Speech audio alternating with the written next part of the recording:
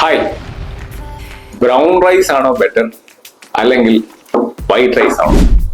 ഇത് നമ്മൾ പലപ്പോഴും കൺഫ്യൂഷൻ ഉണ്ടാക്കുന്ന ഒരു സബ്ജക്റ്റ് ആണ്. സോ നമുക്ക് ഇന്ന് ആ കൺഫ്യൂഷൻ തീർക്കാം. ഈ ബ്രൗൺ റൈസിൽ ഇതിന്റെ പ്രത്യേകത എന്താന്ന് പറഞ്ഞാൽ ഇതിൽ തവിടുണ്ട്.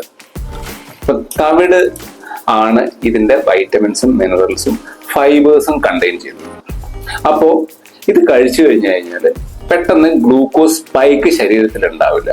അതുകൊണ്ട് തന്നെ ഇത് കുറച്ചുകൂടെ ബെറ്റർ ആണ് if you are looking to lose weight or if you are looking to control your diabetes.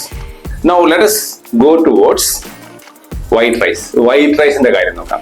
ഈ വൈറ്റ് റൈസിൽ ഇതിന്റെ തവിട് റിമൂവ് ചെയ്തിട്ട് പോളിഷ് ചെയ്ത റൈസ് ആണ്. അപ്പോ ഇതിൽ ഫൈബർ കണ്ടന്റ് മിനിമൽ ആണ് ബ്രൗൺ റൈസിനെ അപേക്ഷിച്ച്. അപ്പൊ ഇത് പെട്ടെന്ന് ഗ്ലൂക്കോസ് സ്പൈക്ക് ഉണ്ടാകും, പക്ഷേ ഇത് എളുപ്പത്തിൽ ദഹിക്കും. സോ നിങ്ങളൊരു പ്രീ വർക്കൗട്ട് മീൽ അല്ലെങ്കിൽ പോസ്റ്റ് വർക്കൗട്ട് മീലാണ് പ്ലാൻ ചെയ്യുന്നതെങ്കിൽ ഇത് ഈ വൈറ്റ് റൈസ് ബെറ്റർ ആണ്. പിന്നെ വേറെ ഒരു വളരെ പ്രധാനപ്പെട്ട കാര്യം എന്താ എന്ന് പറഞ്ഞു കഴിഞ്ഞാൽ ഈ ബ്രൗൺ റൈസിൽ ആഴ്സനിക് എന്ന വിഷവസ്തുവിന്റെ അളവ് കൂടുതലായിരിക്കും വൈറ്റ് റൈസിനെ കമ്പയർ ചെയ്യുമ്പോൾ. ഓക്കെ, അപ്പോൾ നിങ്ങൾക്ക് തീരുമാനിക്കാം ബ്രൗൺ റൈസ് ആണോ അല്ലെങ്കിൽ വൈറ്റ് റൈസ് ആണോ ബെറ്റർ എന്നുള്ളത് നിങ്ങളുടെ ആരോഗ്യസ്ഥിതിയും നിങ്ങളുടെ ആരോഗ്യത്തിന്റെ ഗോൾസും അനുസരിച്ച്.